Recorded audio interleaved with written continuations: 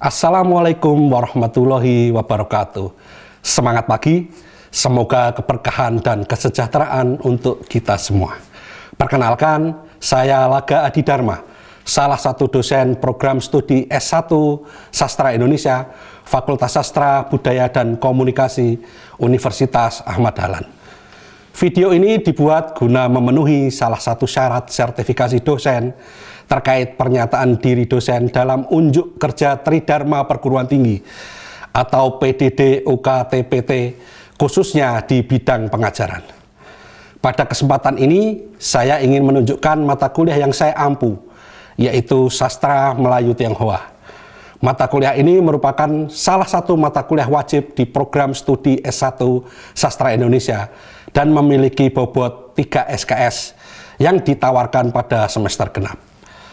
Mata kuliah Sastra Melayu Tionghoa bertujuan untuk memberikan pengetahuan kepada mahasiswa mengenai berbagai genre karya sastra Melayu Tionghoa yang dimulai dari sejarah kemunculan dan identifikasi perkembangan sampai pada analisis sederhana mengenai karya sastra Melayu Tionghoa. Bahasa yang digunakan dalam mata kuliah ini adalah bahasa Indonesia. Ada 2 CPL yang harus dikuasai mahasiswa saat menempuh mata kuliah ini. Yang pertama, menerapkan pemikiran ilmiah dalam pengambilan keputusan dan kajian deskriptif saintifik ilmu pengetahuan dan teknologi dengan memperhatikan nilai kemanusiaan sesuai bidang keahliannya. Kedua, mampu mengidentifikasi dan menganalisis masalah kebahasaan dan kesastraan dalam perspektif budaya. Materi pembelajaran dalam mata kuliah ini secara garis besar dibagi menjadi 4. Pertama, pengantar dan sejarah kesusastraan Melayu Tionghoa. Kedua, jenis-jenis kesusastraan Melayu Tionghoa abad ke-19. Ketiga, bangkitnya masyarakat Melayu Tionghoa di Jawa awal abad ke-20. Yang keempat, representasi sosial kesusastraan Melayu Tionghoa awal dan akhir abad ke-20. Referensi yang digunakan pada mata kuliah ini bersumber pada sumber pustaka utama dan sumber pustaka pendukung. Mahasiswa juga dianjurkan untuk dapat membekali diri dengan pengayaan akademik yang dapat ditemukan pada buku dan artikel-artikel ilmiah dari jurnal ilmiah. Proses pembelajaran mata kuliah ini dilaksanakan secara sinkronus dan disesuaikan pada capaian yang ditargetkan pada masing-masing pertemuan. Namun, tentu juga mengutamakan pada proses pembelajaran aktif mahasiswa, sehingga mahasiswa dituntut untuk dapat berperan aktif dalam proses pembelajaran, baik di dalam kelas seperti bertanya, menjawab pertanyaan, dan lain-lain maupun di luar kelas saat dilaksanakan pembelajaran mandiri. Metode pembelajaran yang digunakan mata kuliah Sastra Melayu Tionghoa adalah discovery learning dengan bentuk ceramah, tanya jawab, diskusi dalam kelompok kecil, sehingga mahasiswa diharapkan dapat berperan aktif dalam proses perkuliahan di dalam kelas dan di luar kelas. Adapun bobot penilaiannya yaitu penugasan 20%, yang tersebar pada pertemuan 1 sampai ke 7, UTS 30%, lalu penugasan 20% yang terdapat pada pertemuan ke-8 dan ke-14 sampai ke-14, dan UAS 30%, sehingga total pembobotan hasil evaluasi pembelajaran sebesar 100%. Demikian informasi yang dapat saya sampaikan mengenai mata kuliah Sastra Melayu Tionghoa. Berikutnya dapat disaksikan bersama cuplikan dari proses pembelajaran yang saya laksanakan secara tatap muka di ruang kelas. Selamat menyaksikan. Assalamualaikum warahmatullahi wabarakatuh. Selamat datang kembali di mata kuliah Sastra Melayu Tionghoa. Di pertemuan ini nanti kita akan membahas materi lanjutan berkaitan dengan mata kuliah Sastra Melayu Tionghoa. Tapi seperti biasanya sebelum kita mulai, mari kita berdoa. Semoga apa yang kita pelajari berdoa dipersilakan.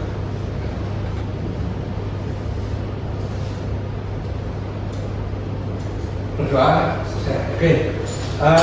Kira-kira kalau yang kemarin kita sudah membahas tentang bagaimana sejarah kesusastraan Melayu Tionghoa, yang mana memang kesusastraan Melayu Tionghoa sangat berpengaruh dan menjadi salah satu bagian dari kesusastraan Indonesia modern.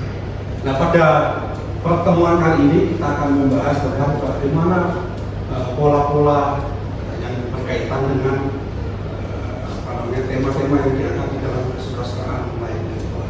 Oke, di materi ini kita bisa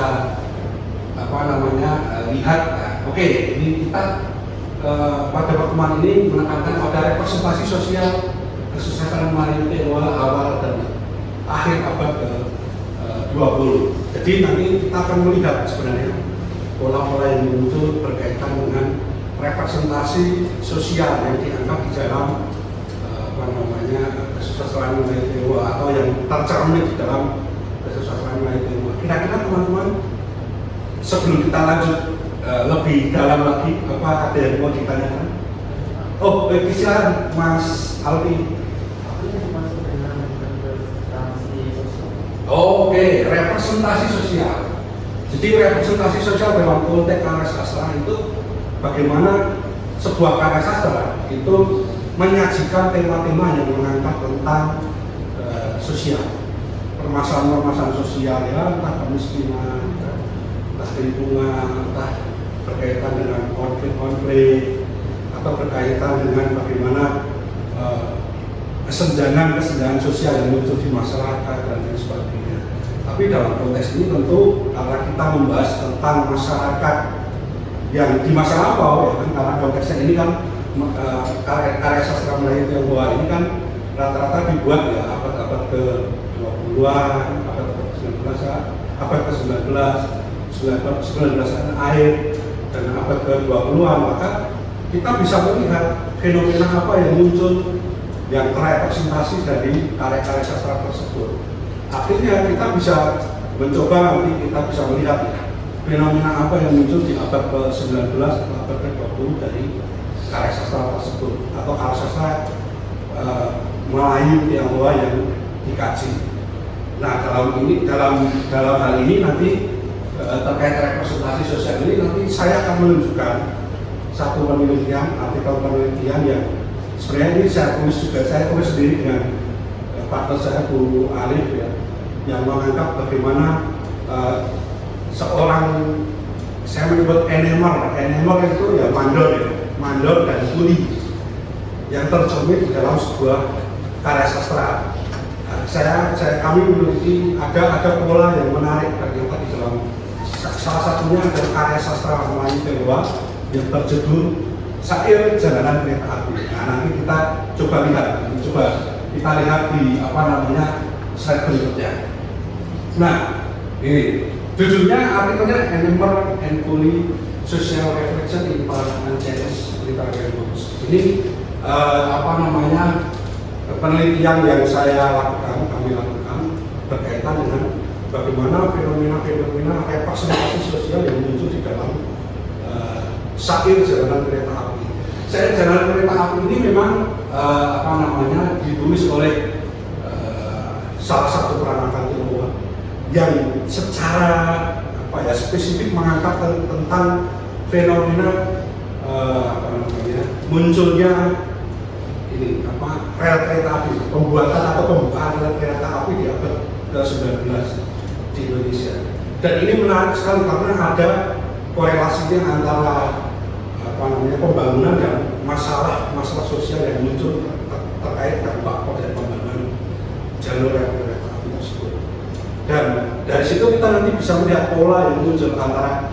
Jadi sebenarnya ini juga mengangkat enemer di sini itu tadi ya mandor, enemer itu kan mandor atau seperti dikatakan kontraktor lah itu kalau sekarang bahasanya sekarang ya. Tapi yang disebut enemer atau kontraktor atau mandor di masa lalu itu selalu identik dengan apa coba? Dengan masyarakat Tionghoa. Nah, ini yang menjadi menarik karena mereka dipilih oleh pemerintah kolonial sebagai mandor-mandor atau kontraktor-kontraktor yang menjalankan proyek-proyek pemerintah kolonial. Nah, tetapi yang menarik juga karena di situ kan selain mereka ada pekerja yang sebagai pelaku atau yang mungkin proyek ya apa namanya pimpinan proyek, mandor, pengawas dan lain sebagainya. Tapi kan juga ada pelaku atau pekerja-pekerja rendahan yang mana itu merepresentasikan rata-rata masyarakat pribumi yang menjadi kulit atau masyarakat wilayah setempat yang menjadi pekerja-pekerja rendah atau pekerja keras yang disebut sebagai tanda kutip buruh. Dan itu apa namanya pola-pola itu nanti kita bahas. Muncul banyak sekali pola ya. Akhirnya nanti kita bisa melihat bagaimana sebuah karya sastra itu juga merupakan tidak hanya sekedar sebagai sarana hiburan, sarana untuk apa namanya yang mungkin sebagai penenang jiwa dan sebagainya, tapi juga karya sastra terutama karya sastra syair Jalan Kereta Api yang merupakan karya sastra Pranata Tionghoa merupakan karya sastra yang merepresentasikan fenomena yang terjadi di masyarakat Indonesia yang sebelum kemerdekaan Indonesia pra-kemerdekaan dan pola-pola yang muncul di masa-masa tersebut. Nah, kalau di dalam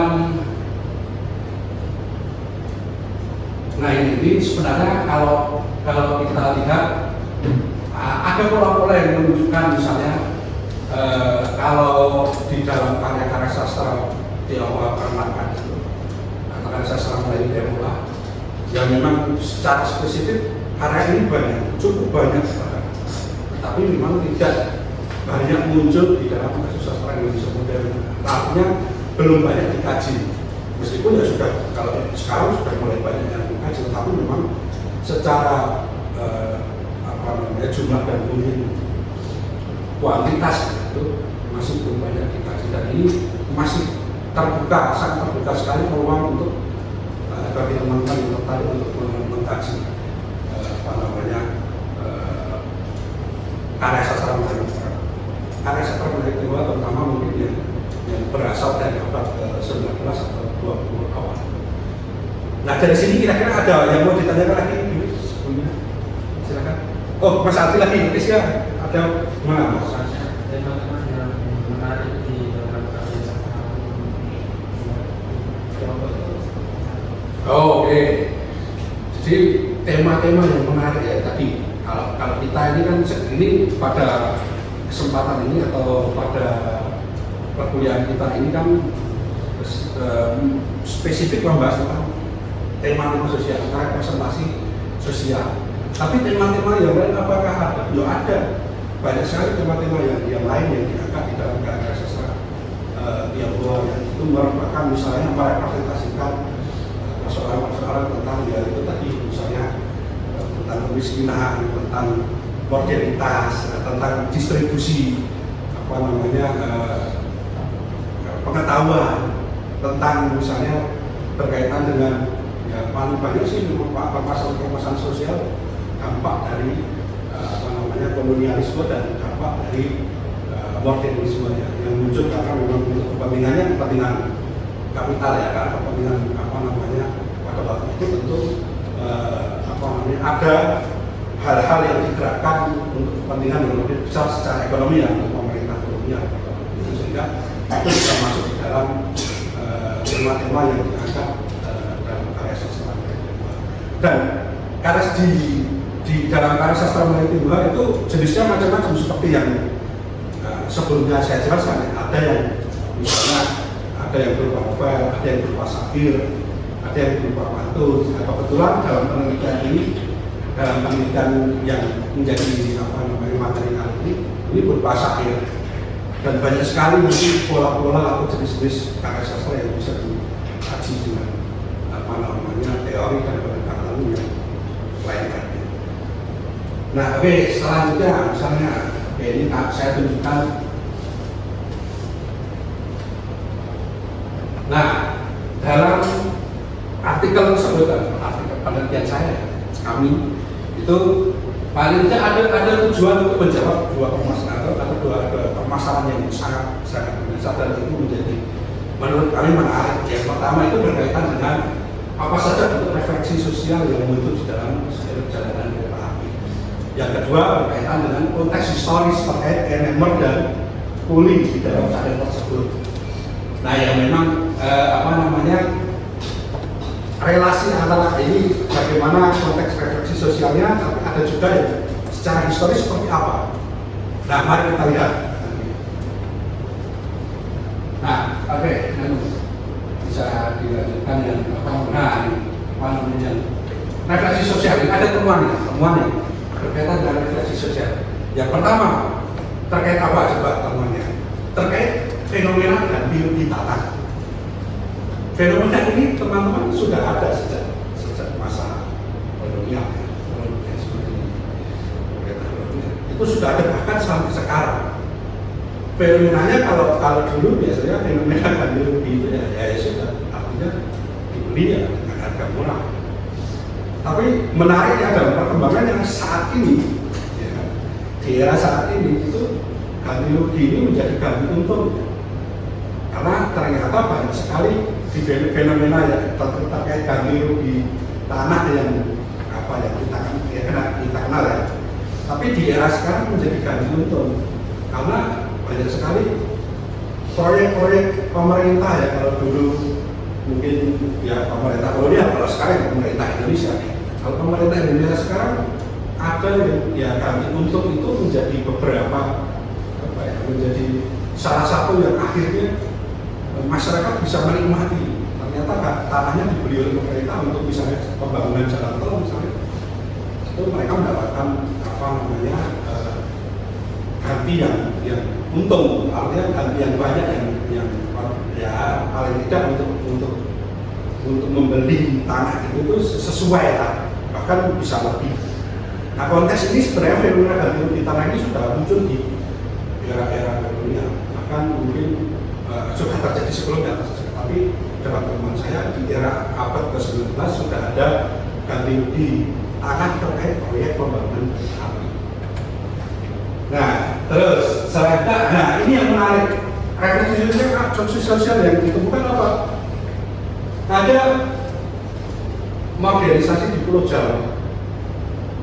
Nah, modernisasi di Pulau Jawa jelas ada dengan adanya infrastruktur kereta api itu kan menjadi salah satu yang dianggap bahwa Jawa mulai modern karena ada transportasi massal yang memang sedang dibangun pada waktu itu. Dan ini menjadi salah satu yang akhirnya ya selain ada rel kereta api juga ada juga berkaitan misalnya infrastruktur yang lain seperti jembatan, seperti pemukiman kayak Eropa. Nah, tetapi ini juga tidak serta-merta berjalan mulus karena modernisasi ini juga berdampak secara sosial dan menghadirkan perubahan yang besar dalam struktur sosial masyarakat pada waktu itu. Dan kalau kita lihat misalnya ya ada proyek-proyek tersebut itu sebenarnya menciptakan jarak ya, antara masyarakat yang lokal ya, dengan masyarakat yang dapat dikatakan masyarakat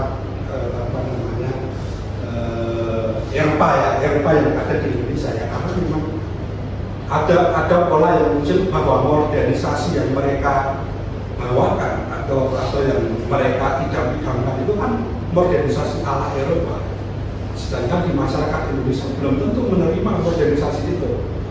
Barangkali mungkin justru tidak sesuai dengan apa yang diinginkan atau dicita-citakan oleh masyarakat kita pada waktu itu, karena memang konteksnya kalau modernisasi Eropa kayak ideal orang Eropa pada waktu itu yang jelas tujuannya salah satunya untuk kepentingan ekonomi. Nah, itu terjadi dalam konteks ini. Nah, misalnya contoh perubahan fisik kota juga mempengaruhi perilaku masyarakat. Nah, itu kan juga terjadi dari yang tradisional menuju modern. Terus ya memang itu pun tidak semua dirasakan secara merata. Bahkan mungkin Indonesia saat ini pun misalnya ya, kalau kita lihat misalnya di luar Jawa atau mungkin di Indonesia Timur misalnya, yang barangkali mungkin belum bisa mengakses modernitas atau belum bisa mengakses akses modern, misalnya contoh seperti jaringan internet yang kuat dan lain sebagainya, itu kan masih terjadi. Dan itu yang disebut bahwa memang modernisasi itu belum merata, bahkan dari awal abad ke-19, 20 sampai saat ini. Nah, yang berikutnya ada konteks historis. Ya, ini yang benar. Konteks historis itu, sebelum konteks historis ada yang mau ditanyakan. Oh, oke, silakan Mbak.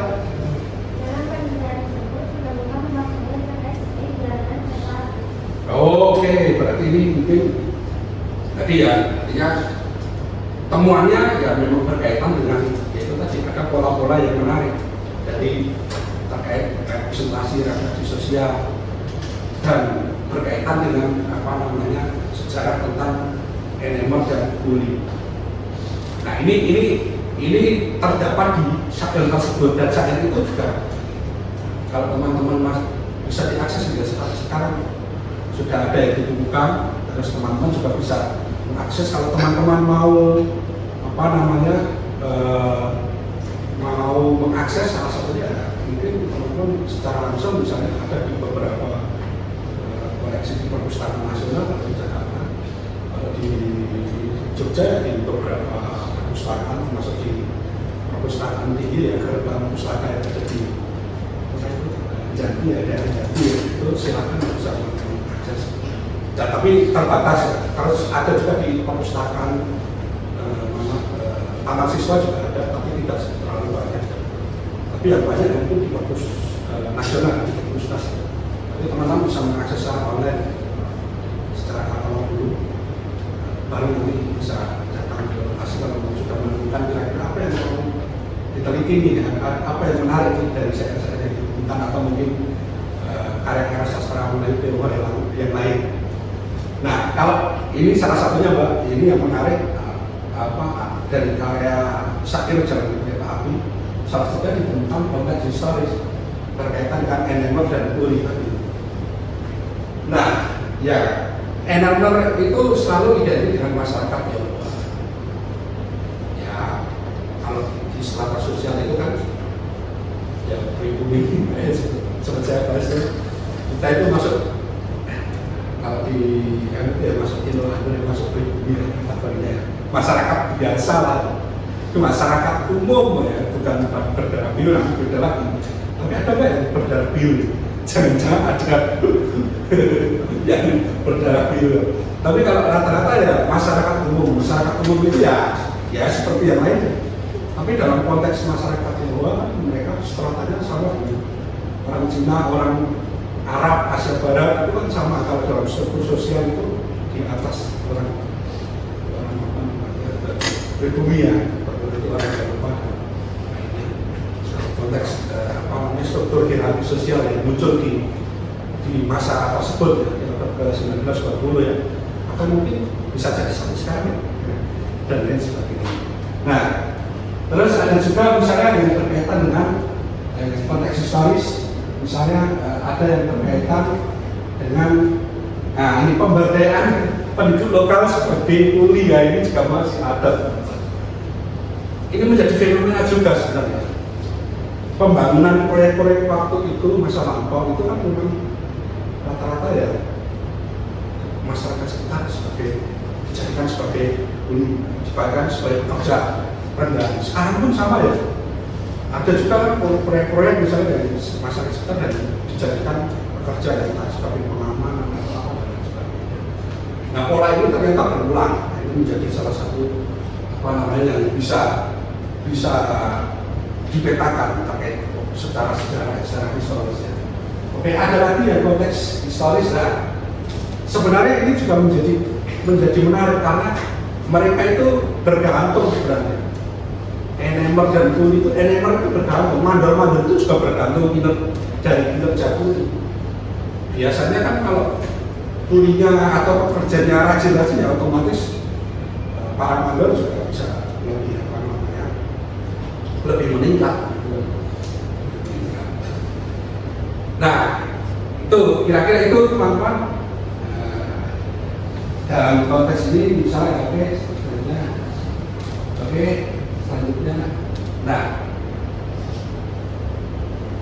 dalam hal ini tentu kita bisa dalam penelitian yang dalam konteks analisis sastra Melayu Tionghoa memang masih banyak sekali peluangnya.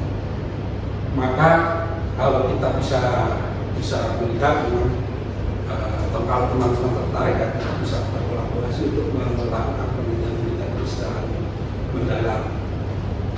Nah, selain itu nanti silakan kalau mungkin ada yang mau ditanyakan teman-teman. Ada? Sudah tidak ada?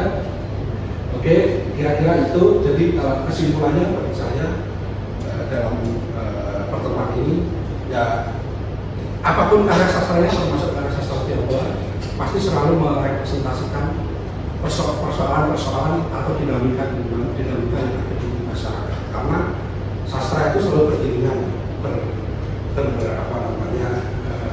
saling menyatu satu dengan yang lain antara karya sastra dan masyarakat atau yang terjadi di masyarakat. Maka memang terkait kesusastraan Melayu Tionghoa kita bisa melihat sebenarnya apa yang bisa diangkat dari tema-tema tersebut, termasuk tadi ya, termasuk apa berkaitan dengan ternyata ada fenomena banjir di tanah yang dimunculkan dalam syair jalan kereta api, atau ada juga berkaitan dengan pola-pola misalnya pekerjaan-pekerjaan tertentu itu dilabeli oleh masyarakat tertentu, misalnya contoh masyarakat Jawa, masyarakat Jawa dan lain sebagainya, atau dan lain sebagainya, termasuk ternyata modernisasi itu tidak selamanya juga menjadi sebuah kebutuhan suatu masyarakat, karena barangkali mungkin kebutuhan di masa-masa tersebut atau mungkin masa sekarang tidak selaras, misalnya tidak sesuai dengan yang diinginkan oleh masyarakat yang tinggal di wilayah tersebut. Nah, kira-kira itu saja teman-teman pertemuan pada hari ini yang bisa saya sampaikan berkaitan dengan representasi sosial yang muncul di dalam sastra Melayu Tionghoa. Selanjutnya kita bisa bertemu lagi di rumah untuk membahas tema-tema atau materi-materi yang lanjut yang lainnya yang berkaitan dengan sastra Melayu Tionghoa. Dari saya cukup sekian. Saya akhiri. Wassalamualaikum warahmatullahi wabarakatuh. Sampai jumpa minggu depan.